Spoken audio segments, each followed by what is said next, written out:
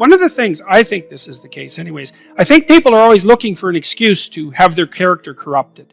Because if your character is corrupted, then you get to lie, and you get to cheat, and you get to steal, and you get to betray, and you get to act resentfully, and you get to do nothing, and that's all easy. It's easier to lie than to tell the truth. It's easier to do nothing than to do something. So there's always part of you thinking, well, I need a justification for being useless and horrible, because that'd be a lot less work. And so then if something terrible comes along, you think, aha, that's just exactly the excuse that I was waiting for. And then out all that comes.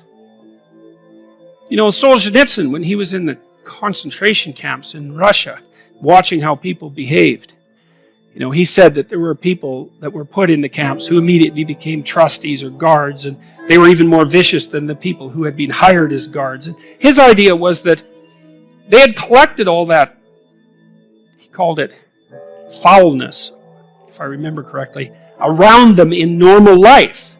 But they didn't have the opportunity to express it. But as soon as you gave them the opportunity, it was like, there it was, right away. And so one of the messages that seems to echo through these Old Testament stories is that just because something terrible happens to you doesn't mean that you get to wander off the path and make things worse. And maybe it doesn't matter how terrible it is that what happens to you. And that's a tough call, you know, because you see people now and then in life who, they've really got it rough, man. Like 50 bad things are happening to them at the same time, and you think, oh, it's no wonder. If you were bitter and resentful and hostile, it'd be like, yeah, no wonder. But then you meet people, and Solzhenitsyn again talked about this in the Gulag Archipelago. He said he met lots of people not lots. He met enough people to impress him in the concentration camp system who didn't allow their misfortunes to corrupt them. And that's something, man. Because maybe the only real misfortune is to become corrupted. That's a really useful thing to think. You know, maybe the rest of it is trivial in comparison. I know that's a rough thing because you can be in very harsh circumstances, but I do think there's something to that. And the Lord was with Joseph, and he was a prosperous man, and he was in the house of his master the Egyptian. And his master saw that the Lord was with him, and that the Lord made all that he did to prosper in his hand. So that's an echo of the idea that we encountered earlier about walking with God, right?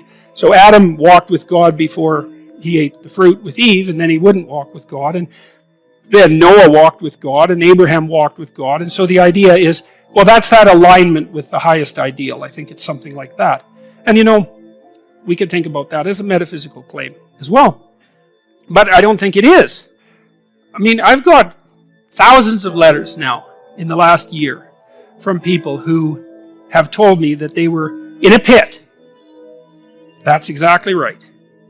And that they decided that they were going to try to put their lives together. And that it worked. And so that's really something, you know, and they write surprised. It's like, well, I decided that I was going to work hard at what I was doing, and I wasn't going to lie any more than absolutely necessary. I thought I'd give it a try for a few months, you know. And all sorts of good things started to happen to me. It's like, maybe that's how the world works.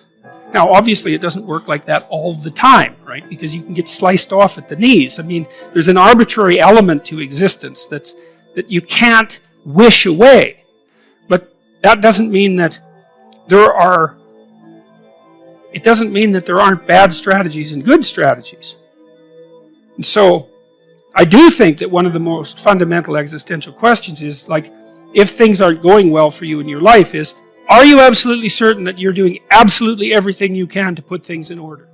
You know, if you need something to grapple with, and you probably do, you can find that. You just look inside, you'll find something to grapple with. You know, inadequacy, weakness, susceptibility to temptation, narcissism, pride, envy, revenge, resentment, frustration, lack of faith, all of that. That'll keep you occupied if you really grapple with it. And yeah, I mean, that's an ancient theological question. You know, what's up with the devil? Why does the possibility of evil exist? Why is there an eternal adversary? You see that reflected in Cain and Abel, right? At the beginning of the Genesis stories, essentially. The first two human beings are good set against an adversary. And that's what opens history, that story. You think, well, why would God construct such a why would God construct a reality where an adversary exists? And maybe it's because all things considered, a world with an adversary is a better world, just like a garden with a snake in it is a better garden. These things aren't easy to understand. No snake, no necessity to contend with snakes. So why be awake at all? No adversary, no challenge. Why be challenged? Because maybe you're better for the challenge. And maybe that's the challenge, to see if you can be better for the challenge. But that should be internal. Well, fundamentally, if it isn't, you'll find it externally, because you'll demonize someone to turn them into Satan so that you can find an adversary. And then that's very unfortunate for you and for them. That's and the problem. It's just not as big a battle. It's like you battle with someone external who's malevolent, let's say, or you think they are, and usually you've got that mostly wrong, but not always. But if the battle is inside, which is where it's supposed to be, most fundamentally, then it's it is the ultimate challenge. And that's the infinite game. Mm-hmm. The external one. Battle between good and evil on a playing field of chaos and order. It's the eternal game. And, you can play that out in the external world, but part of what the religious enterprise is about, and the Christians have really contributed to this, is the notion that sacred battle is fundamentally spiritual, which is to say, in some sense, fundamentally psychological. It's to be fought on the battleground of the soul, internally. It's a subjective issue. How do you defeat evil? You defeat the evil in your own heart. That is how you do it. And so if that's all being acted out for you in the world, you've misplaced Satan. That's a good way of thinking about it. This is another weakness, I think, of the atheistic position, because it's pretty hard. It's easy in some sense to dispense with belief in the highest good, but it's not so easy to dispense with belief in evil. So that's a big problem. So then where do you localize it? And you can find evidence of it everywhere, certainly in institutions. I mean, that's the whole systemic racism, corrupt patriarchy narrative, is that Satan is to be found at the core of our institutions. And to some degree, that's true, because everything we do is corrupt to some degree. And so then do you fight it sociologically? You're the good person and the institution is Satan? So you're so good, are you? You're so sure of that, are you? You've got everything in order, or do you? And you might say, well, do you have to have everything in order before you fight evil on the sociological front? And the answer is, well, no, because you're never going to have everything in order, but you still shouldn't put the cart before the horse.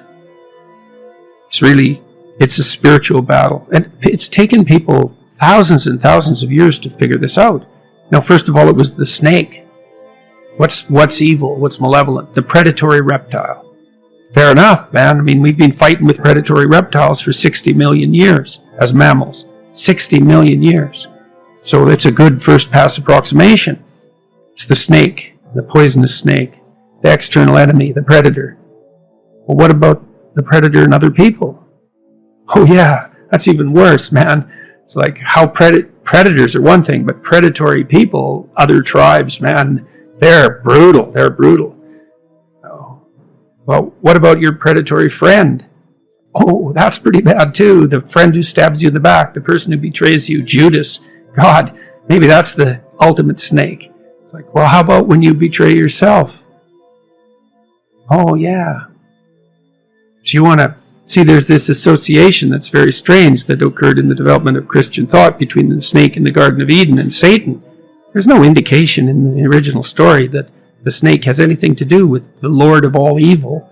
It's a very weird conclusion that's been drawn. It's almost extra biblical, because there's almost no mention of Satan in the Bible at all, much less any direct connection between the serpent and Satan. It's a very, very strange idea, but it's part of this psychologization of evil. Like, well, what's the ultimate predator? What's the ultimate predator? What's the enemy you harbor in your own heart who hates you? That's the ultimate predator. There's these images of Mary with her head in the stars and baby in her arms and her foot on a snake. It's like, well, that's the eternal feminine. Her head's in the stars because she's oriented towards the highest good and she's protecting her infant from predators. That could be an actual predator, that's been the case throughout not just human history, but mammalian history. Could be other people who are predators.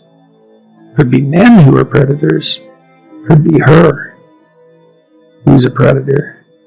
The devouring mother. It's like, well, what's the ultimate locale of genuine evil? Well, the highest religious answer is, that's in you. That's the proper place to battle it out. And I think that's true. I think it's literally and metaphorically true. And I was convinced of that in part because of Solzhenitsyn's writings, because Solzhenitsyn identified the totalitarian state with the willingness of the subjects of that state, the subjects and the perpetrators at the same time, to live by lies. No totalitarian state if people don't lie. And every time you lie in support of the totalitarian state, then you're the perpetrator. And that's a psychological issue. It's like, you're going to lie to get along or not? Say, well, what does it matter? I'll go along with it. It's okay. We'll see how it matters. Because it matters. And that's all a psychodrama as far as I'm concerned. But fundamentally, when it's properly placed. You've got plenty of problems to take care of on your own front. And that's where you should concentrate your efforts.